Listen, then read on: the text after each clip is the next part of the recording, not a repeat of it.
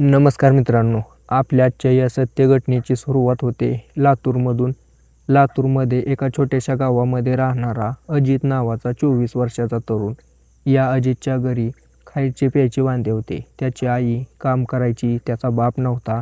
या अजितकडे 2-3 एकर शेती होती, पण कोरडवाहू शेती असल्यामुळे याच्यामध्ये काय पिकत नव्हतं. हा अजित त्याच्या घरी बसून विचार करायचा की मी काय करू काय करू. त्यावेळेला त्याच्या एका मित्राने सांगितलं की भावा तू ड्रायव्हर की कर, याच्यामध्ये खूप पैसा आहे. तू जर कोणाच्या ट्रकवरती कामाला गेला तर बिनधास्तपणे तू 40-50 हजार रुपये कमवू शकतो. एवढ्या पैशाची रक्कम ऐकतो त्यावेळेला हा अजित विचार करतो की याला मला जायला तर पाहिजे बरं का. ट्रक शिकली तर सोपं आहे, शिकायची पण सोपं आहे आणि तिथं एवढं काय टेन्शन नाही, खायचं प्यायचं होईल. इकडं तर मला घरी राहून खायला प्यायला पण भेटत नाही नीट, तिकडं गेलो म्हणजे पैसा पण येईल, खायला पण होईल. त्याच्यामुळे हा अजित नावाचा तरुण 20-21व्या वर्षी ट्रकवरती कामाला जातो. आता सुरुवातीला तो कामाला गेला होता, पण त्याला त्यातलं काहीच येत नव्हतं. ज्या ठिकाणी कामाला जाईल त्या ठिकाणाहून काढून द्यायचे, कारण काही काम करत नसल्यामुळं याने कधी आयुष्यात कामच केलं नव्हतं ना, एकदम आळशी व्यक्ती. त्यामुळे त्या ठिकाणी ड्रायव्हर लोक याला बघायचे थोडे दिवस आणि हाकलून द्यायचे. याने अमित नावाच्या एका ट्रक ड्रायव्हरच्या हाताखाली शिकायला चालू केलं. जो आहे तो अमित सोबत चांगल्या पद्धतीने राहू लागला. अमित पण निर्व्यसनी होता. त्याने विचार केला होता की आता मी ड्रायव्हरकी करतोय, पण पुढे चालून मला ना ट्रक घ्यायची आहे, स्वतःची ट्रक घेऊन व्यवसाय चालू करायचा आहे आणि त्या ट्रक चालवायसाठी ड्रायव्हर वगैरे लागतील. त्यामुळे या अजितला मी आता ट्रेनिंग देऊन ठेवतो, म्हणजे परत नंतर आपल्या ट्रकवरती घेऊन जाता येईल. अशा प्रकारे हा अमित विचार करून याला ही ट्रक शिकवायला लागतो. दिवसामागे दिवस जात होते. अजित चांगल्या प्रकारे ट्रक शिकत होता. अमित पण आता तिकडे गाडी घ्यायची तयारी करू लागला होता. 2024 वर्ष उजाडलं. या वेळेपर्यंत अजितने चांगल्या प्रकारे ट्रक शिकून दुसरी ट्रक धरली होती, त्याच्यावरती तो खेपा मारायचा. अमित आणि ती एकाच मालकाच्या ट्रकवरती कामाला होते. आता हळूहळू या अजितकडे पैसा येऊ लागला होता. अजित चांगल्या प्रकारे आरामात 30-40 हजार रुपये कमवून घरी द्यायचा आईपाशी. या अजितच्या आईबद्दल बोलायचं झालं तर याची आई शेतातच काम करायची. इकडं मजुरी कर तिकडं मजुरी कर. तिचं वय साधारणतः 40-41 वर्ष होतं, पण दिसायला ना अतिशय सुंदर महिला होती. ज्या ठिकाणी पण ही मजुरी करायला जायची त्या ठिकाणची व्यक्ती तिच्याकडे बघितल्याशिवाय सोडत नव्हती तिला. काही ठिकाणी तिचे शोषण पण झाले होते आणि काही ठिकाणी हिने स्वतःहून दिले होते. आता या महिलेने जेव्हापासून तिचा पती गेलाय तेव्हापासून कष्ट करूनच या अजितला मोठं केलं होतं, पण त्याची जाणीव अजितला अजिबात नव्हती. अजित म्हणायचं की असू दे जाऊ दे, असं कर तसं कर, पण हिच्या डोक्यावरती आरामात 2-3 लाख रुपयाचं कर्ज झालं होतं. अजितने जेव्हापासून ट्रक चालवायला चालू केली तेव्हापासून त्याने पैसे देऊन आईच्या डोक्यावरचं कर्ज सोडवून घेतले. परत त्याला हळूहळू जाणवू लागले की आईने त्याच्यासाठी किती कष्ट केले. त्याच्यामुळे त्या अजयने तिला सांगितले की तू आता कामाला जाऊ नको, इथून पुढे काम बंद कर, मला पगार चांगला येतोय, तू याच पैशावरती आपलं घर चालव, चांगल्या प्रकारे राहा, निवांत 2-4 शाळ्या कर आणि त्याच शाळा हिंडवून त्याच्या येणाऱ्या पैशावरती तू निवांत राहा. आता ज्या वेळेला पोरगा असं म्हणतोय त्यावेळेला कमलादेवी, त्या अजितच्या आईचं नाव कमलादेवी होतं, ती कमलादेवी त्या ठिकाणी त्याला होकार देते आणि तेव्हापासून कामाला जायचं बंद करते. जेव्हापासून ही कामाला जायचं बंद केली, घरी राहायला लागली, तेव्हापासून हिच्या चेहऱ्यावरती एक वेगळाच खुलून आलेला आनंद दिसत होता. चेहरा तिचा पांढरा शिपट पडलेला होता. एक प्रकारे म्हणू शकतो की हिची जवानी पुन्हा खुलून आली. आता ही जी कमलादेवी होती ती आता घरी बसून पूर्णपणे कंटाळून गेली. कधी याच्या घरी जा, कधी त्याच्या घरी जा, गप्पा मार, हे कर ते कर, असं करत करत तिचा टाईमपास व्हायचा. दुसरीकडे हा अजित ट्रकवरती चांगल्या प्रकारे काम करायचा.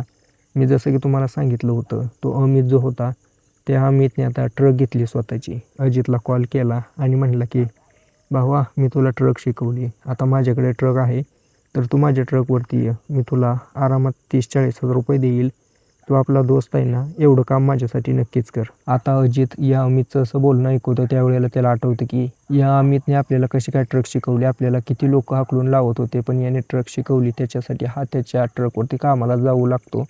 हळूहळू हा त्याच्या ट्रकवरती काम करत असताना या अमितला घरी घेऊन यायचा. ज्या वेळेला हा अमित घरी यायचा त्यावेळेला बघायचा की ती कमलादेवी किती सुंदर आहे. या अमितबद्दल बोलायचं झालं तर हा एकदम नाड्याचा ढिल्ला होता. याला बाकी कसलं व्यसन नव्हतं, पण याला महिलांचं व्यसन होतं. याला महिला दिसली की तिच्यासोबत हा संबंध बनवल्याशिवाय सोडतच नव्हता. त्याची आता नजर पडली होती अजितच्या आईवरती. अजितची आई, जसं की मी तुम्हाला सांगितलं, भरपूर दिवस झालं पती गेल्यापासून एकटीच होती. तिलाही कुठल्या तरी पार्टनरची गरज होती. ज्या वेळेला या अमितला समजलं की हिलाही एका पार्टनरची गरज आहे, त्यावेळेला हा तिच्यावरती लाईन मारू लागला. हळूहळू दोघांमध्ये सूत जुळत आलं. जसं जसं सूत जुळलं तसं तसं दोघांमध्ये जवळीक वाढत गेली. या दोघांमध्ये आता संबंधाला सुरुवात झाली होती. यांच्यामध्ये कसलंही ताण नव्हता, तणाव नव्हता, कोणी नव्हतं. अजित ट्रकवरती जायचा. मोकळ्या वेळात हे दोघं भेटायचे, फिरायचे आणि त्यांना जे करायचं ते करायचे. मन भरेपर्यंत करायचे. आता अशा गोष्टी काही लपून राहत नाहीत. या गोष्टीचा सुगावा लागला अजितला. अजित त्याच्या आईला समजावून सांगतो की तू नको हे करू. अमितला पण समजावून सांगतो की नको करू, मी तुझ्यात कामाला आहे, मी तुझ्यापाशी शिकलो, तुला भाव मानतोय. त्यावेळेला हा अमित त्याला आश्वासन देतो की मी नाही असं करत. पण त्याची जी आई होती कमलादेवी, ती काय याला सोडायला तयार नव्हती. कायम ती त्या अमितला बोलवायची. ज्या वेळेला अजित त्याच्यापाशी नसेल त्यावेळेला फोन करून घरी बोलवायची आणि संबंध बनवायला लावायची. आता हे समजलं अजितला. अजित म्हणला ठीक आहे, हिच्याच अंगात लय नखरा आहे ना, ही माझ्या मालकासोबत संबंध बनवते आणि माझी नाव खराब करते.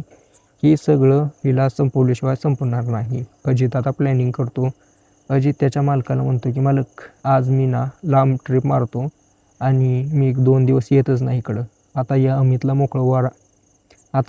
मोकळं रान भेटलं होतं. अजित गेला त्याच्यामुळे तो त्याला म्हणतो जा ठीक आहे. त्याला पैसे वगैरे देतो, त्याला लावून देतो.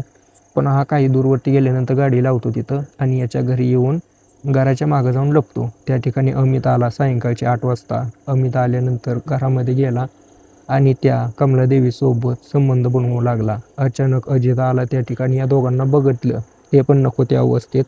त्याच्यानंतर त्याचं डोक्याचा पारा चढला आणि त्याने त्या ठिकाणी पडलेला रॉड उचलला. पहिलं तर त्याच्या आईला मारायला चालू केली. मारहाण एवढी जबरदस्त होती. अमित तिला सोडवायचा प्रयत्न करत होता, पण हा काही सोडतच नव्हता. याने मारहाण जबरदस्त केली. त्याच्यामुळे त्या कमलाबाईला त्या ठिकाणी जबरदस्त चोट लागली आणि त्याच्यामध्येच त्या ठिकाणी तिचा मृत्यू झाला. आता त्याचा डोळा गेला या अमितवरती. अमित आता घाबरून पळायला लागला. त्याची पळताभुई थोडी झाली. त्याला समजत नव्हतं की मी कुठं पळू. पण तोपर्यंत या अजितने घराचा दरवाजा लॉक केला आणि याच्यासोबत त्या ठिकाणी वाद चालू केला. आता हा कालवा ऐकून शेजारची लोक आली. त्यांनी दरवाजा तोडला, आतमध्ये गेले, बघितलं की कमलादेवी पडलेली आहे. अमित अजितसोबत वाद करतोय. पोलिसांना फोन केला. पोलीस त्या ठिकाणी आले. अमित आणि अजितला दोघांनाही ताब्यात घेतलं. त्या ठिकाणी बघितलं की ती महिला पडली. महिला कॉन्स्टेबल बोलवली, तिच्या चेकिंग वगैरे केली, तिला हॉस्पिटलमध्ये घेऊन गेले, पोस्टमॉर्टम वगैरे केलं. मारहाण झाली असं समजलं. आता विचारलं की कोणी केलं.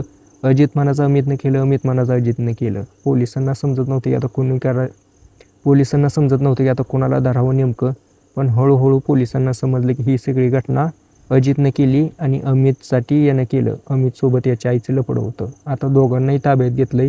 दोघांची चौकशी चालू, दोघांवरती कारवाई होईल पुढे चालून. पण आता याच्यामध्ये सांगा चूक कोणाची आहे. जर त्या कमलाबाईची चूक होती तर या अजितनं जे केलं ते बरोबर आहे का? कायदा हातात घेतलेला बरोबर आहे का? कमेंट करून नक्कीच सांगा. व्हिडिओ आवडला असेल तर लाईक पण करा. बाकी अशाच नवीन नवीन स्टोरीसाठी आपल्या चॅनलला सबस्क्राईब नक्की करा.